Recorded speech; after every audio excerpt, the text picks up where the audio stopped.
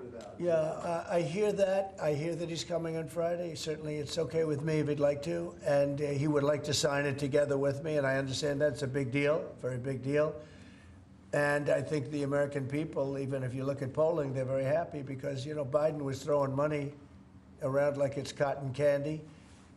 And it's a very big deal. Look, it could be $1 trillion deal. It could be whatever. But it's rare earths and other things.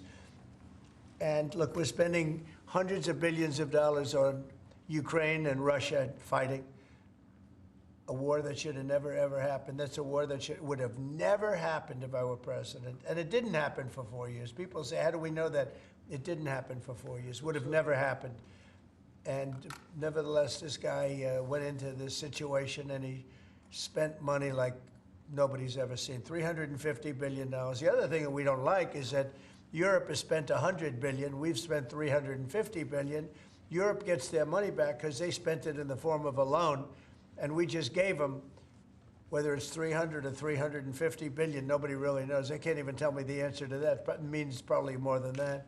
So what we're doing is now we're saying, look, we want to be secured. We want to get that money back. We're helping a country through a very, very big problem, a problem like very few people have had. Shouldn't have had this problem because it shouldn't have happened, but it did happen, so we have to straighten it out. But the American taxpayer now is going to get their money back plus.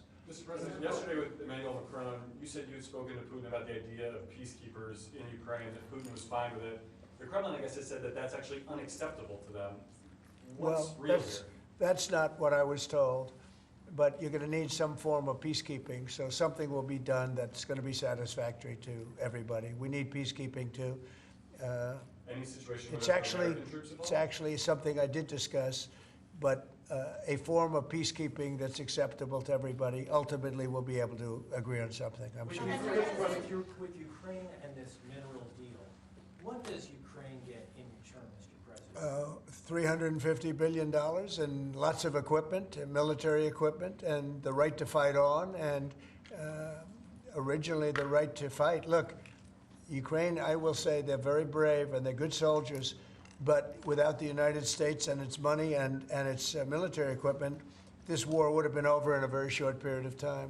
In fact, I was the one that gave the javelins. You remember the famous javelins? That was me. That wasn't Obama. It wasn't Biden. It wasn't anybody else. It was me.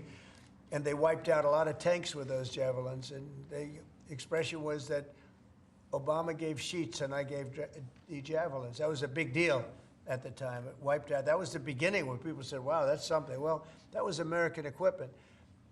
Without American equipment, this war would have been over very quickly. And American money, too. I mean, a lot of money.